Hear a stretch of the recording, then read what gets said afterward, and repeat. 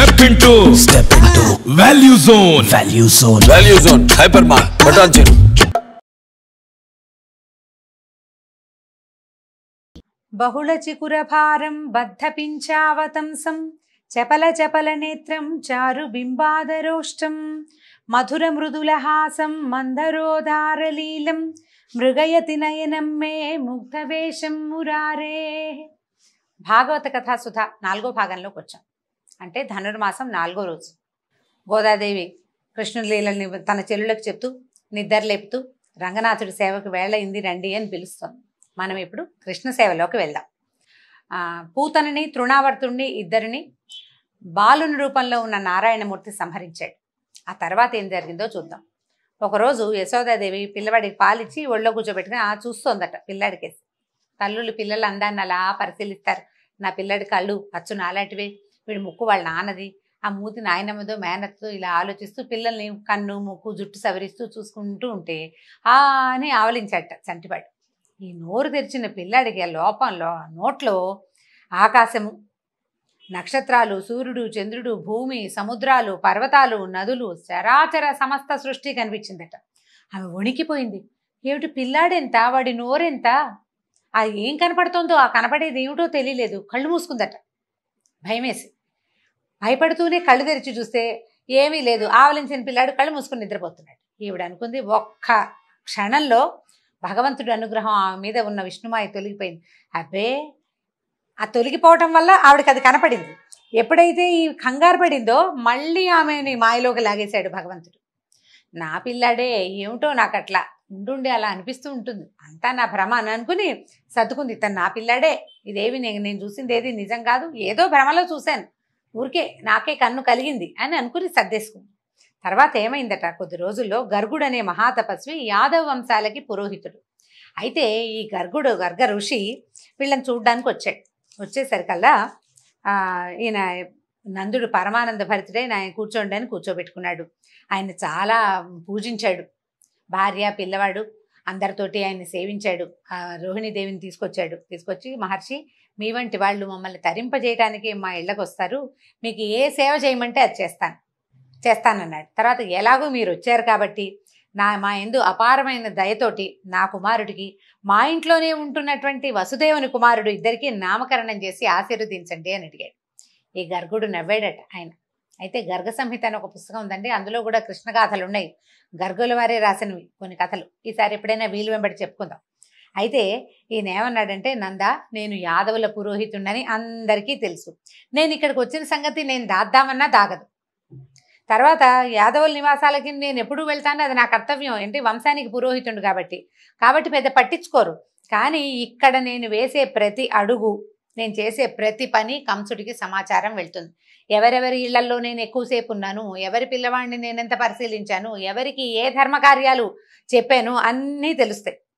అప్పుడు అతను, ఎందుకంటే ఇతని తాలూకు గూఢచారులు అనేక రూపాలతో రాజ్యమంతా విస్తరించి ఉన్నారు. దేవకీదేవి 8వ గర్భంగా మగపిల్లాడే పుట్టాడని, ఆ పిల్లాడు ఎక్కడో రహస్యంగా పెరుగుతున్నాడని, అప్పుడు కనపడిన ఆడపిల్ల ఉందే అదేదో దైవ మాయ అని చాలామంది అనుకుంటున్నారు. ఏముంది, నలుగురు 4 రకాలుగా మాట్లాడుకుంటారు. ఆ మాటలు కంసుడి వరకు చేరాయి. వాడు నమ్ముతున్నాడు కూడా. అది దైవమాయ, పిల్లాన్ని ఎక్కడో దాచేశారు విష్ణువు, లేదా దేవతలే దాచేశారు, వాళ్ళు నా శత్రువులని భావిస్తున్నాడు. నేను ఇక్కడికి వచ్చి నలుగురితో పాటు నిన్ను పలకరించి వెళ్ళానని అనుకున్నాడు అనుకో, అది నీకు క్షేమం, నీ పిల్లలకి క్షేమం. అలా కాకుండా నేను పనిమా అలా మీ ఇంటికి వచ్చి మీ ఇంట్లో ఉన్న పిల్లలకి నేను నీ పిల్లలకే పోని ఏదేదో జాతకర్మాలు చేశానన్నా అని ఆయన తెలిసిందో ఆ దుర్మార్గుడు ఈ పిల్లల్ని బతకనివ్వడు. ఇప్పటికి చాలామంది పసిబాలుని పొట్టన పెట్టుకున్నాడు. ఈ ఆలోచన మానేసేయమన్నాడు. అనేసరికల్లా ఈ నందుడు ఒప్పుకోలే. అయ్యా, ఎంత మాట, నేను ఎవ్వరికీ చెప్పను, అసలు బయటికి రానివ్వను, అట్టహాసంగా చెయ్యను. నీ అంతటి మహానుభావుడు మా పిల్లలకి పేరు పెట్టడమే మాకు గొప్ప నాయన, ఎవ్వరికీ చెప్పం, నేను నా భార్య అంతే. మూడో మనిషికి, మూడో కంటికి తెలియనివ్వం. ఇప్పుడు రోహిణీదేవి ఉంది కాబట్టి ఆవిడదే 3వ కన్ను, 4వ కన్ను ఇక లేనే లేదని బతిమలాడాడు. నేను స్వయంగా ఏర్పరచుకుంటాను, నా గోశాలలో, ఇంట్లో కూడా చెయ్యొద్దు, గోశాలలోకి వచ్చి పిల్లలకి పేర్లు పెట్టండి అని బతిమలాడాడు. సరే, ఆయన ఒప్పుకున్నాడు. నందుని గోశాలలో ఎవ్వరికీ తెలియకుండా రహస్యంగా శాస్త్రోక్త విధానంగానే నామకరణాది సంస్కారాలు చేసేశారట. పిల్లలకి పేర్లు పెట్టాలి, నామకరణానికి బోల్డంత మంత్రం అవన్నీ ఉంటాయి. పిల్లల్ని తేనె పెరుగు, పాలు పెరుగు తేనె కలిపి ఇస్తారు. ఏవో చిన్న చిన్న మంత్రాలు పూజలు విధానాలు నడుస్తాయి, అన్నీ ఆయన స్వయంగా చేశాడు.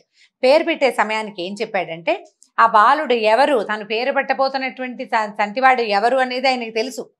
ఆ రహస్యం నందుడికి చెప్పకుండా ఆయన భార్యకు అసలు అర్థం కాకుండా నిజమే చెప్పాడు. ఆయన ఏం చెప్పాడు, బాలుళ్ళకి పేరు రోహిణీపుత్రుడు తన మంచి గుణాలతో మిత్రులందరికీ ఆనందాన్ని కలిగిస్తాడు, అందుకని ఇతన్ని రాముడందాం.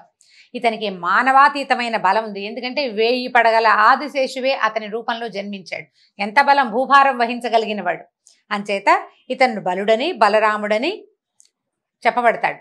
ఇతను సంకర్షణుడు, అంటే దేవకీదేవి గర్భం నుంచి ఈమె గర్భంలోకి ప్రవేశపెట్టబడ్డాడు కాబట్టి సంకర్షణుడని. అదే కాకుండా ఇతను యాదవులలో ఐకమత్యాన్ని కలిగిస్తాడు, ఎందుకంటే కంసుని భయంతో యాదవులందరూ తలా ఒక దారి పట్టారు, వాళ్ళందరినీ మళ్ళీ ఒక దారికి లాక్కొచ్చాడనమాట. సంకర్షణుడు అంటే ఆకర్షించేవాడు, దగ్గరికి లాగేవాడు అని. కాబట్టి ఈ రకంగా ఈ పిల్లవాడికి సంకర్షణుడని నామధేయం బాగుంటుంది నాయన అని చెప్పాడు. ఇక నీ కొడుకు ఉన్నాడే, నల్లగా ఉన్నాడు కదా, అందుకని ఇతను కృష్ణుడు అనే పేరుతో ప్రసిద్ధుడవుతాడు. అయితే పూర్వజన్మలో వసుదేవునికి ఇతను పుత్రుడై పుట్టాడు. పూర్వజన్మల్లో వసుదేవుడు ఈ రూపంలో లేడు, ఏదో రూపంలో ఉన్నాడు. ఈ పిల్లవాడు కూడా దానికి తగిన రూపంలోనే అక్కడ జన్మించాడు. ఈ రహస్యం తెలిసిన వాళ్ళు ఇతన్ని వాసుదేవుడు అని పిలుస్తారు.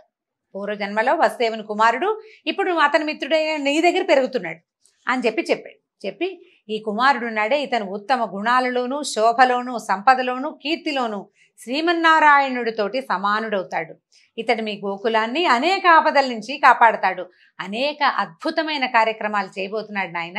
ఇతను గుణాలని బట్టి, ఇతను చేయబోయే అతిమానుషమైన చేష్టితాలని బట్టి యోగులు ఋషులు అనేక పేర్లతో పిలుస్తారు. ఇతనికి ఒక్క పేరు కాదు, నేను పెట్టేది ఒక పేరే, ఇతనికి ఒక్క పేరుతో ఉండడు, అవే సహస్రనామాలు అవుతాయి. ఏమరపాటు లేకుండా పిల్లాన్ని కాపాడుకోమని చెప్పి ఎవ్వరికీ తెలియకుండా ఈ పిల్లలిద్దరికీ రాముడని కృష్ణుడని నామకరణం చేసి గర్గుడు వెళ్ళిపోయాడు. ఎవరికీ తెలియదు, నందవ్రజంలో కూడా ఎవరికీ తెలియదు. నాన్న పెద్దమ్మ అమ్మ పిలుస్తుంటే ఆ పేరుతో అందరూ పిలవడం మొదలెట్టారు.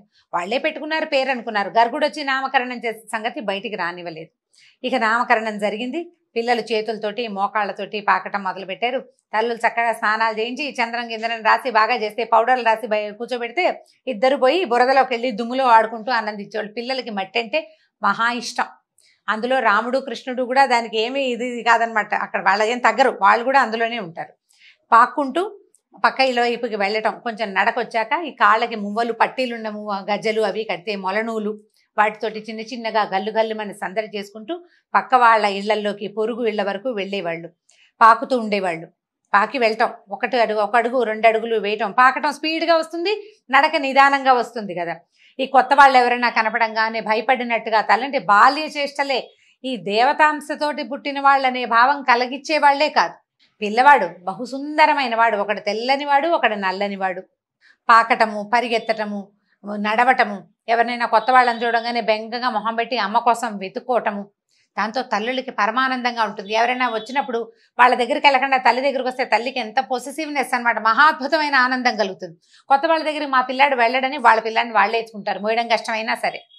ఇలాంటి చిన్న చిన్న ప్రతి చిన్న ఆనందాన్ని ఆ తల్లులకి సమకూర్చారు దేవదేవులు ఇద్దరూ కలిసి. అక్కడి నుంచి కాస్త నడక బాగా వచ్చాక ఇక అల్లరి ప్రారంభం.